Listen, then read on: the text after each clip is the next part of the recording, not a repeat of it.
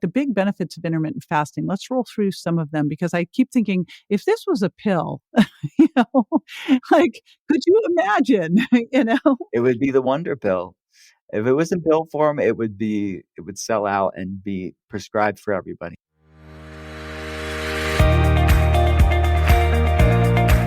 Hey, it's JJ and welcome to Ask the Health Expert. But this isn't just any old Ask the Health Expert session. This is your bonus session. Yes, it's the weekend, and because it's the weekend, we are going to take some time with an amazing expert.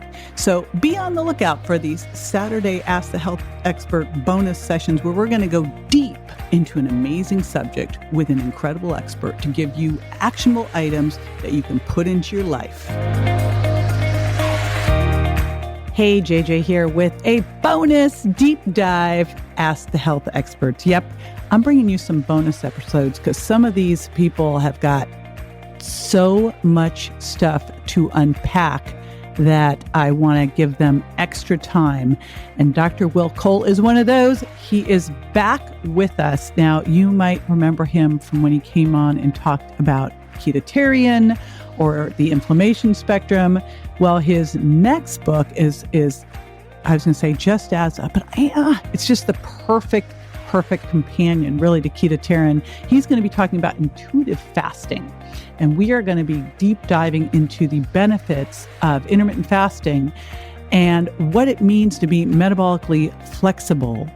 So we're going to dive into that. That's a subject that comes up over and over. I think the questions I get asked the most now are about fasting and ketogenic diets. So we have you covered here. We're going to talk about why you want to make sure that you are a hybrid, that you can burn fat, that you can burn sugar, that you can burn ketones.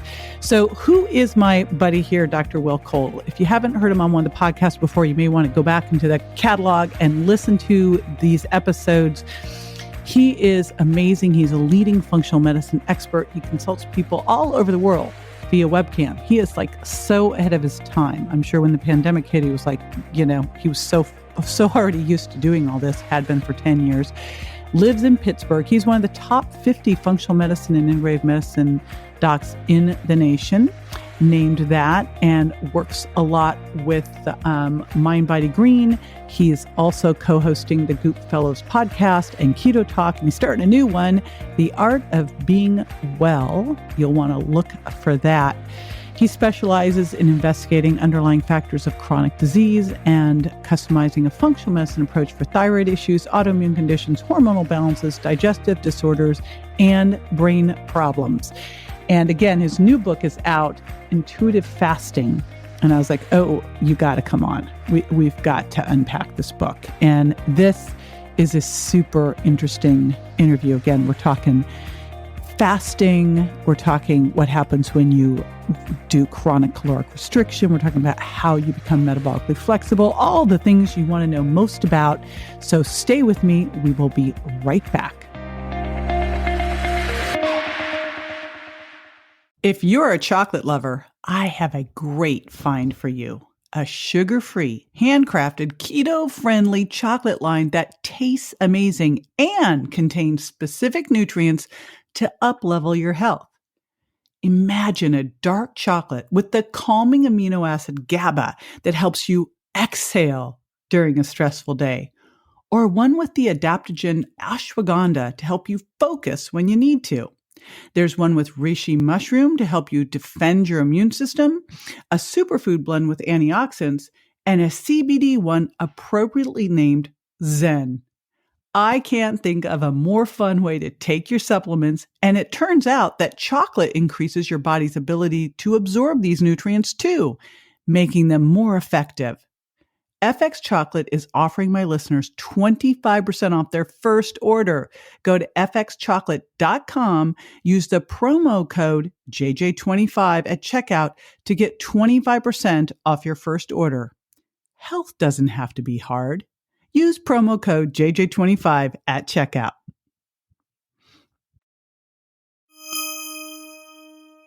All right, Dr. Will Cole, welcome back. So excited to talk about this new book. Oh, thanks so much for having me, JJ. It's always great talking, and Yeah. Thank you. Well, you're always doing such super cool stuff, Will. Thank you. Yeah. Yeah. And this is no different. My gosh. First of all, the title of your book, Intuitive Fasting. So good. Explain what you mean.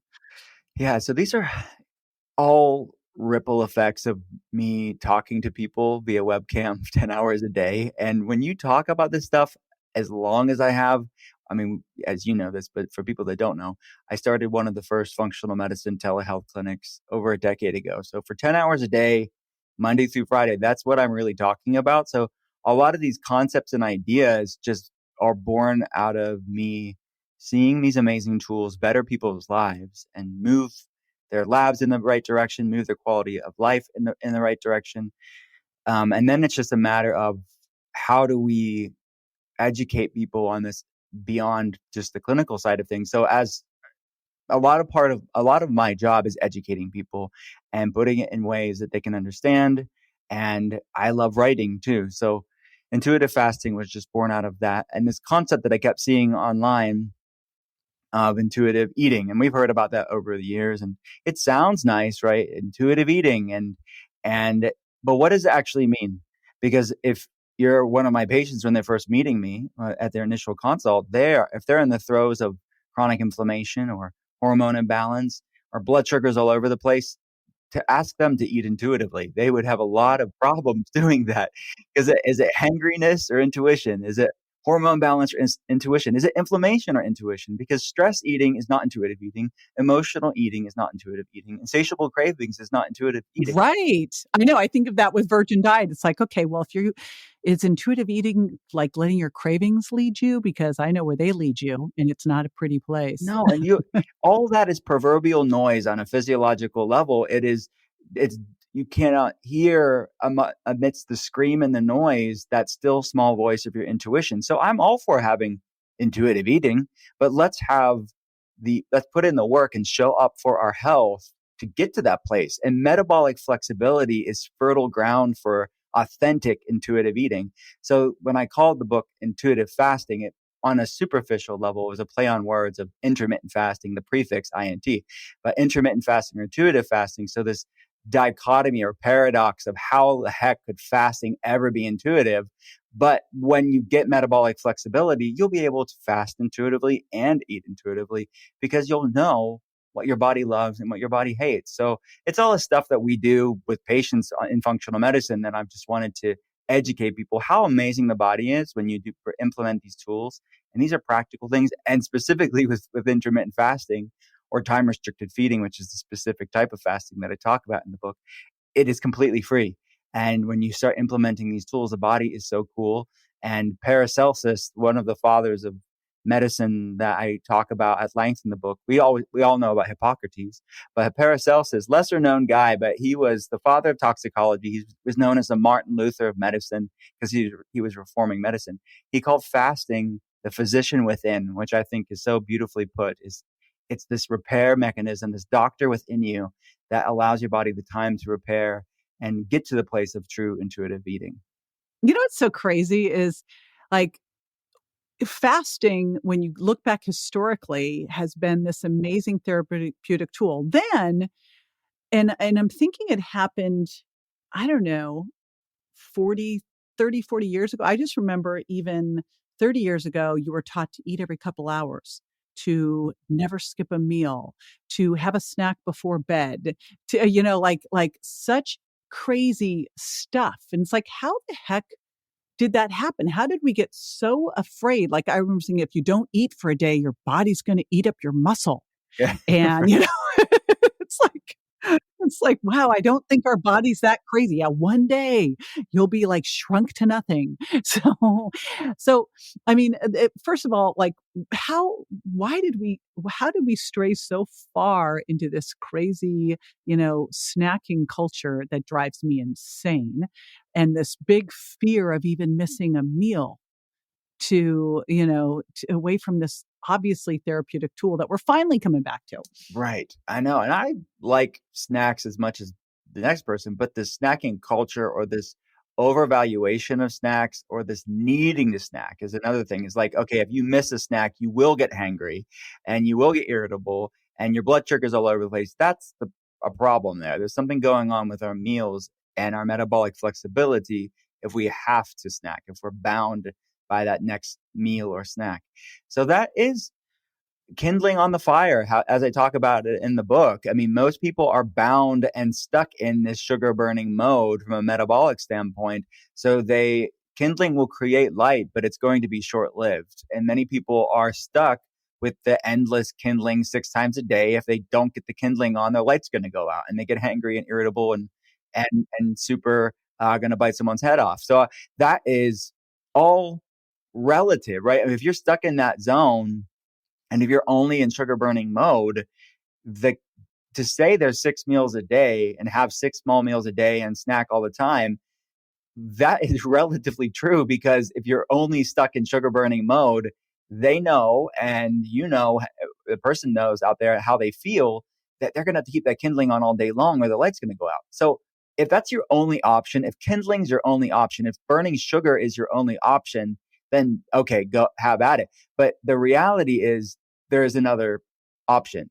And metabolic flexibility is the ability to burn both fat and sugar, burn both the log on the fire or fat and sugar or kindling. So what I'm advocating for people in intuitive fasting is to gain metabolic flexibility. So there's a time and place for kindling on the fire, and clean carbohydrates, for example, or a smoothie or starches from Whole Foods. Like, there's a place for that. But I want people to be fat adapted or keto adapted so they can do a cyclical approach. They can have this innate knowingness of what their body needs to feel great. So as I mentioned earlier, metabolic flexibility, or the ability to burn sugar and fat, is real fertile ground of really having proper hormonal signaling, neurotransmitter signaling, proper inflammatory pathways, proper communication between the gut and the brain, all the stuff that you need infrastructurally to be working properly. That stuff will make it very clear about what your true intuition is telling you. Meaning, you'll be able to eat when you're hungry, eat until you're satiated. You'll be able to go longer without meals. You'll be able to have more energy. You'll be able to feel better in your skin. That is that grace and that lightness that I want people to find for themselves. And that's authentic intuitive eating, beyond the sexy sounding soundbite that is on social media. Let's actually build the infrastructure that is intuition on a physiological level. Well, and to have that and to become metabolically flexible, it reminds me of, I had a girlfriend who said this statement years ago. Her name's Dr. Diana Schwartzbein. She goes, you need to get healthy to lose weight, not lose weight to get healthy. And I go, that is a really tough concept to sell, Diana. Like, no one wants to hear this. But the bottom line is that you've got to create that metabolic flexibility to be able to do the intuitive fasting, to be able to hear. Like, if you are not metabolically flexible, how could you possibly hear the right things from your body? Because all you're going to hear is what your body's saying, because it's only able to burn sugar for fuel. So it's like, I'm hungry. I know you just ate 2 hours ago, but I'm hungry. And like that crazy stuff. I knew, back in the day when everything was eat super duper low fat, I was a super low fat vegan. So guess what I was eating? Because, there's really only much of one thing I could possibly be eating, which was carbs. So I was hungry all day long. And I could never miss a meal or a snack. Like, I was like Pavlov's dog. And I knew I'd finally shifted that corner to metabolic flexibility when I was like, I remember one day I went, did I eat lunch? I could not remember. And I'm like, oh, like it was like the angels were singing. It's like, I did it, So you've talked about metabolic inflexibility. How does someone become metabolically flexible?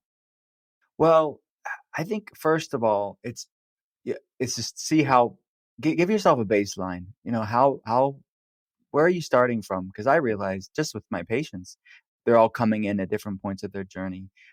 I want people to, I know the readers of the book will be coming at different points of their journey as well. So I started out the book with a quiz, and the quiz is on drwillcole.com too. Oh, we're going to put that quiz.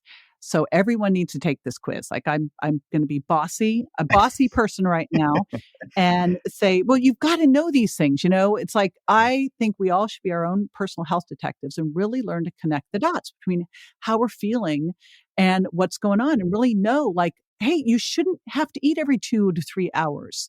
If you miss dinner one night, it shouldn't be like a tragic event. So, that's why this quiz, this is the thing that I want people to do, is to be able to start to recognize these things. So jjvirgin.com/met quiz, MET quiz, so that you start to become aware. First step, right, is start to go, okay, what does metabolic flexibility mean? And how do I start to identify for myself where I am, so that I know where the gap is here and what I need to do. Okay, back over. You're absolutely right, because a lot of times, and I'm sure I've seen this so many times with clients over the years, I've seen this with clients, patients as well, is that just because something's common, they equate that with normalcy. Just because something's common doesn't necessarily mean it's normal. Well, look at lab values, Will.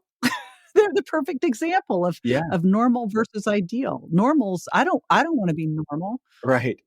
Ubiquity doesn't necessarily equate with normalcy.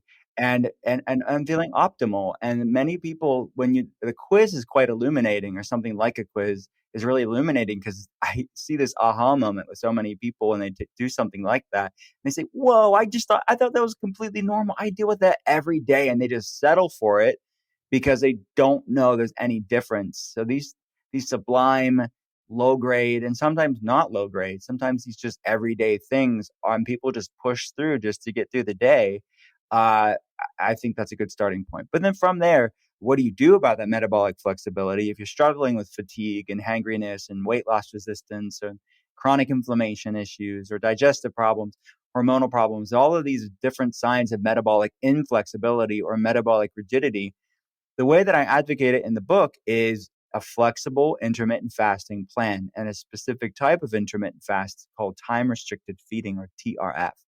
And I'm pairing these ebbing and flowing, vacillating intermittent fasting windows with a clean ketogenic diet, or ketotarian, which was my first book. But this is, in many ways, intuitive fasting is a partner book with ketotarian, because they're both sides of the same coin. You don't need ketotarian to read intuitive fasting. It stands on its own. But the concept is really a continuation of the conversation, because both a clean ketogenic diet and intermittent fasting both increase beta hydroxybutyrate, or BHB, which is a ketone body, which in the research in certain studies, they refer to it as the fourth macronutrient. So we have protein, fats, carbs, and ketones. So it's not just a way to burn fat, which it will, if you need to lose weight, if you need to become a fat burner and lose weight, that will definitely be an outcome of that. As your friend had said, get healthy to lose weight, not just lose weight to get healthy. You will become more metabolically flexible. You'll become a fat burner, but it's so much more than that. So as a functional medicine practitioner, I'm so excited and geeked out by all the mechanisms that are at play when someone starts producing some of these cyclical times of ketosis. So I'm advocating in the book not to always be in ketosis, especially women. They do better with dipping in ketosis and coming back out, but that's the flexibility. And I refer to it throughout the book as this proverbial yoga class for your metabolism. When people start yoga, at least for me, when I started it, I really sucked at it. I still kind of suck at it, but it's showing up for your body. And the more you do it, just like anything, you become more flexible, and you really can sit in those positions and hold them stronger, and you get more strength, you get more resilience, you get more stamina through your breaths.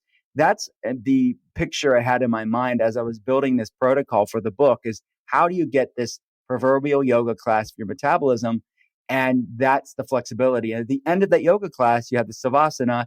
And that's what I had at the end of the 4 weeks. I have a 4-week plan in the book that people can cycle through the 4-week flexible fasting plan as much as they need to, because that's like yoga class. We're all coming in at different points of our journey. We may need longer, and some people need less, but it's a tool people can keep going back to. And we start with lighter fast, then we get deeper, then we get lighter. Then we go start again from lighter, moderate fast to deeper, then back to lighter. And that is a real amazing tool, and a completely free tool for people to train their body, even on a cellular level. The mitochondria, the cellular energy factors, will start to build the proper infrastructure to burn fat for fuel, to get energy, to produce proper ATP, and the body to start to heal. As Paracelsus, that father of medicine, said, that physician within, the body's repair mechanisms will kick into gear. It's amazing to see what's possible when you give your body the chance to rest and to repair. And the autophagy pathways, or the cellular recycling, the anti-aging pathways, or the longevity pathways, or the stem cell activation, or I could go on and on. There's so many cool things that your body's able to do when you start All right, becoming we're metabolically unpacking it, flexible. but you've said so many things that are so awesome. So one of the ones I want to really highlight, because I think it's really important, and then we're gonna pit it against something else to show the difference, is I think one of the things that is so underutilized in our world is the concept of cycling through diets. And so what you talked about is like you could do this in cycles is so critical.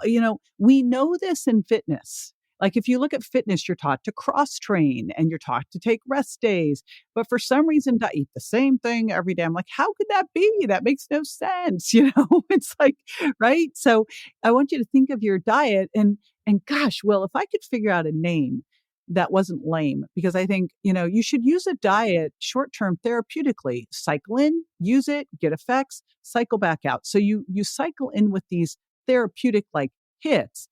And then you have your eating plan, which is a lame name for it. So I can't figure out like how you have this overall, healthy eating plan that every time you're doing these cycles, you learn more stuff that you can pull into it. And then you have these therapeutic things like a 24-hour fast or a 5-day fast or whatever or intermittent 5-day intermittent fast, not full fast, but all these things that you could do to cycle in to and see how your body responds to them.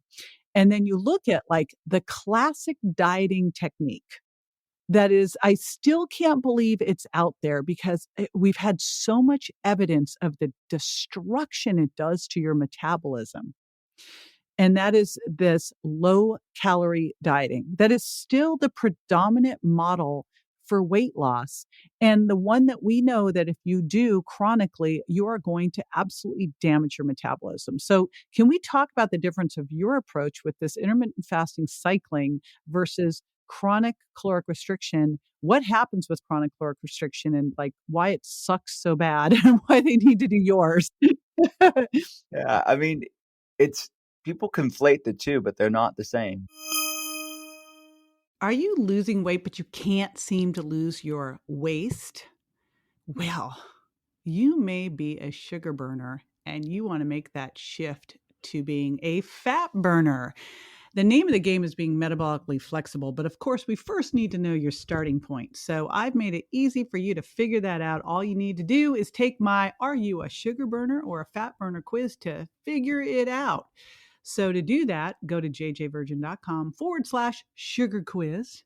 That's jjvirgin.com/sugar quiz so you can get started on the road to losing that belly fat.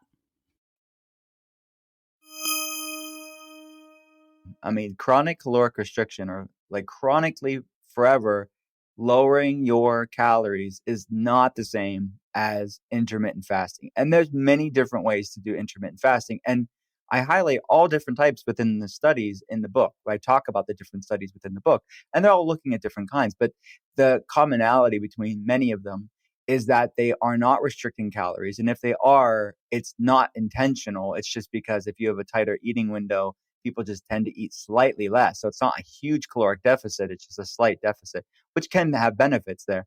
But the goal is not to chronically lower calories. There's just a cyclical time of less calories. So it is a real instinctive, intuitive way to eat because you're not changing how much you're eating. You are eating until satiety, but within specific windows. So when certain studies were done that looked at both groups, both one group ate throughout the whole day and the other group had specific eating windows and fasting windows, but they both ate the same amount of calories.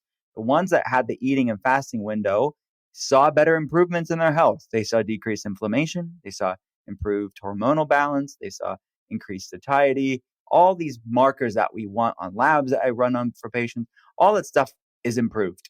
So it's that yin and yang, it's that balance. So eating requires a lot of energy of our body and a lot of work. So this physician within, this fasting mechanism that we can tap into by giving our body just little moments of break throughout the day really allows these repair mechanisms and healing mechanisms to upregulate and to activate. because they're lying dormant for so many people because they're always snacking, always eating, and then they're not sleeping well at night. So they're never fully repairing. And through just some slight pivots in people's lifestyle choices, they can really take their health to the next level. So that's really what the difference is. It's not about lowering calories, as I say in the book, and how, as many of us advocate for in the health space, is our body is not a calorie counter. It's not a calculator. It's a biochemistry lab.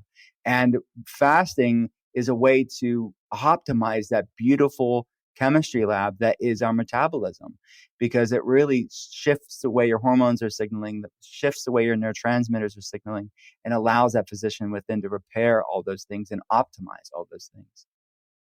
Perfect. It's such a great point. And I would love to hit home one more time because you sort of started to rattle through them. And just one more time, slowly, what are like some of the key benefits? Because I think so many people look at intermittent fasting and think, oh, I want to go on this to lose weight. To me, that's a side benefit of becoming more insulin sensitive, but that's like that's a side benefit. Like the big benefits of intermittent fasting. Let's roll through some of them because I keep thinking if this was a pill, you know, like could you imagine, you know? It would be the wonder pill. If it was in pill form, it would sell out and be prescribed for everybody. Yeah, so let's go from the head to toe if we could. In my mind, like, Let's do it. yeah. Hey, So when your body's producing beta hydroxybutyrate in ketones, and there's two different levels of this, right? I mean, not everybody when they're fasting is always in ketosis. So ketosis is just one aspect of this healing, this physician within. But let's start there. Beta hydroxybutyrate passes through the blood-brain barrier and can provide our brain clean fuel. So anybody that's struggling with fatigue or brain fog, or even things like anxiety and depression, I mean, there's a whole field of research looking at these pro-inflammatory cytokine activity of neuroinflammation. Basically, how is inflammation impacting how people's brain works? So beta hydroxybutyrate is a great way to lower neuroinflammation. So it lowers these pro-inflammatory cytokines like NF-kappa B and the NLRP3 inflammasome, the COX-2 pathway. There's a lot of basically anybody dealing with chronic inflammation, and that's not just in the brain, that's systemically. Beta hydroxybutyrate is an endogenous anti-inflammatory. It's a natural anti-inflammatory, and it increases pro-antioxidant pathways like NF-kappa B, the NRF2 pathway, basically pro-health, anti-disease, pro-antioxidant, pro-healing pathways. It's increasing. huge. I want to throw one thing out too, just for everybody listening, is it is emerging, like an emerging area that I think in another 5 years will be completely out there of, you know, we think of it in brain injury, but depression, bipolar, like in all the different areas that you start to look at with brain, whether it's dementia, whether it's mood disorders, consider the impact of neural inflammation. It's a huge piece of it. So this is massively important. Massively important. And even also in the brain, if we're just in the brain right now, it's this state of fasting also increases BDNF, brain-derived neurotrophic factor. So our body's ability to actually make new neurons, or neuroplasticity, is enhanced and supported with this fasting state. And then if you go out of the brain and just systemically, that's also doing the same thing systemically. It's systemically lowering inflammation. It's systemically increasing antioxidant pathways. It's increasing autophagy. So for people that are not aware of that, it's our cellular recycling. If you break that word down, autophagy, it's self-eating. It's all the healthy cells gobbling up all the dysfunctional cells. So it's in a way these house cleaning mechanism in the body that we don't ever utilize and leverage because we're constantly doing things that suppress autophagy. So by supporting your body by intermittent fasting, flexible intermittent fasting, we can really support these autophagy pathways. So it's fantastic to support anti-aging mechanisms, longevity mechanisms. So all of that supported there. And one of the studies that I'm exploring in the book is the microbiome component too, which is fascinating because your listeners know this, but for people that are new, our gut is home to trillions of bacteria. But we know that the microbiome, it's this massive microbiome metropolis of trillions of different colonies or neighborhoods of bacteria. but there's an actual circadian rhythm of the microbiome. So researchers have found that throughout the day, like in the morning, there's different colonies of bacteria that are higher, and then the evening, the other colonies are higher. So there's this ebb and flow of the circadian rhythm, just like a hormone, just like cortisol rhythm. So it is profound. But if we're constantly eating food, constantly snacking, constantly eating inflammatory foods that disrupt the microbiome and impact gastrointestinal health, we're never allowing our gut to repair. So fasting has been shown to actually reset the microbiome circadian rhythm.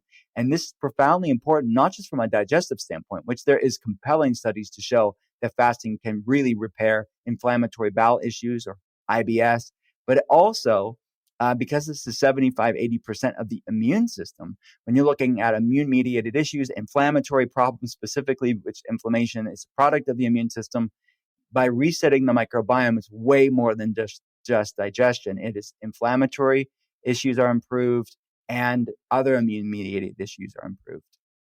So if someone could listen to that and not say, sign me up, then I want you to listen again, because, and, an important thing here, because, it might sound like, well, that sounds painful.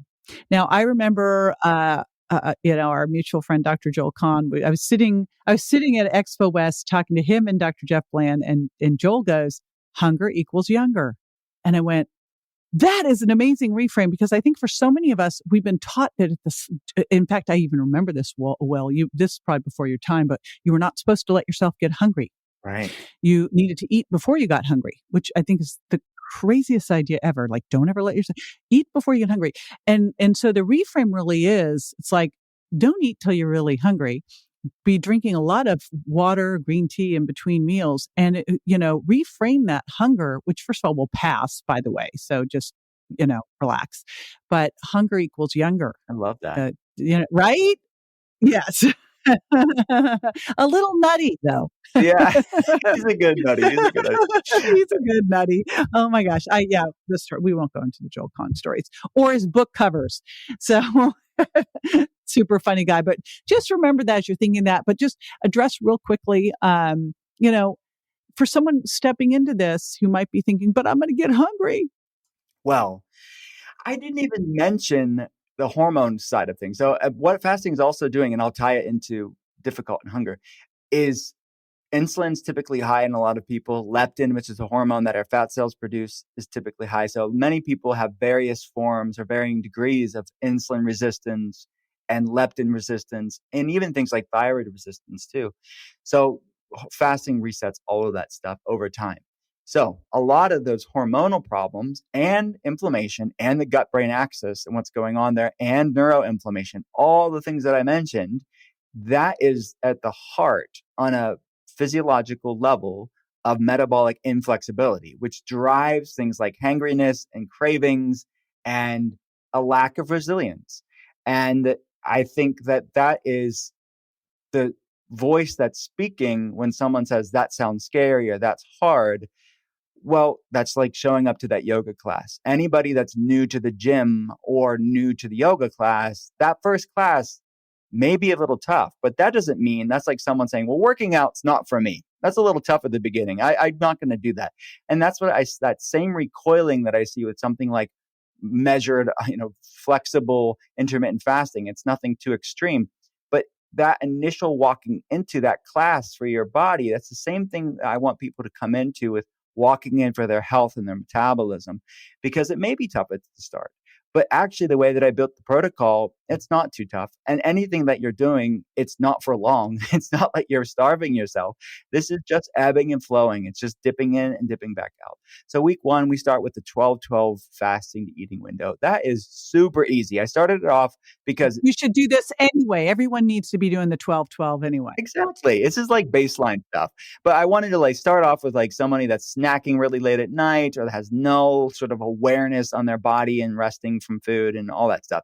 So it's just give them a win. So you get a win right out of the gate. Listen to this, because hopefully if you're listening to this, you know the hard and fast rule of the 12-hour overnight fast and locking that kitchen down. I swear I would love to have these things that come down on your kitchen so you cannot get in from after dinner, right? Yeah. So 8 a.m. to 8 p.m.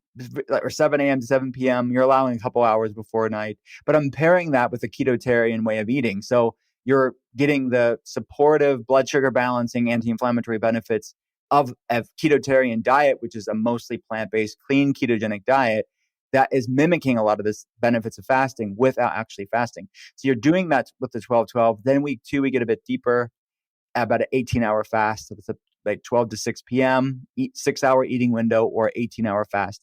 Week 3 is the deepest fast. So you're only doing that every other day for week 3. That is an almost OMAD approach, which OMAD, for people that don't know, it's an acronym that stands for 1 meal a day, or OMAD. But you're doing that every other day. So it's not something that's super, super difficult. And then week 4, you're leading back out to 12-12. So you're cycling through those lighter to deeper crescendoing fasting that I want people to lean and ebb and flow from. It's not, you're doing nothing. Even if it is difficult, it won't be for too long. So this macro variability and eating window variability allows people to have a sustainable relationship with this, because it's nothing punitive. It's nothing arduous. It's something that's very accessible. Here's the thing. It's going to be a little bit challenging at first. That's okay. We're never better than when we're challenged. Things you don't get great things when they're easy. It's like easy sitting on the couch. So yes, it might be a little challenging at the first. The payoff and rewards are great, and then it will get way easier, and it's worth it. So here's what you're going to do.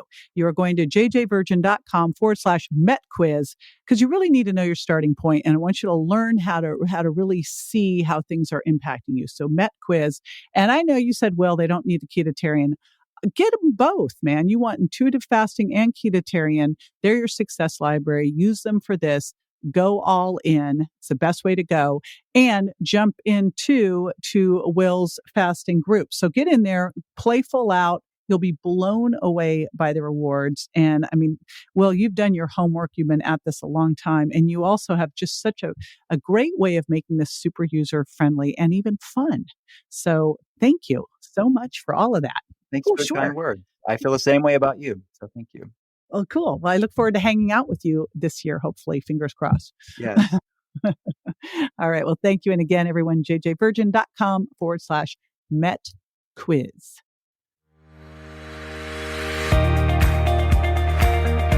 All right, I hope you loved this deep dive episode, and we will be doing more bonus episodes. Now, I've got my daily Q&A. It's called Ask the Health Expert, where JJ, do some of the questions, but I also pull in super awesome people like Dr. Will Cole to answer the questions that you throw at me on social media, whether it's jj.virgin on Instagram, jjvirgin on TikTok, JJ Virgin Official on Facebook. Find me, leave your questions. We will get those answered on the Ask the Health Expert Daily Q&A. And then we're going to be deep dive and doing some really awesome bonus episodes with my fantastic, brilliant friends. You want to make sure you don't miss out on those. So be sure to go to subscribe to jj.com. How easy is that? So you never miss an episode. Subscribe to jj.com. Don't miss it. I'll see you next time.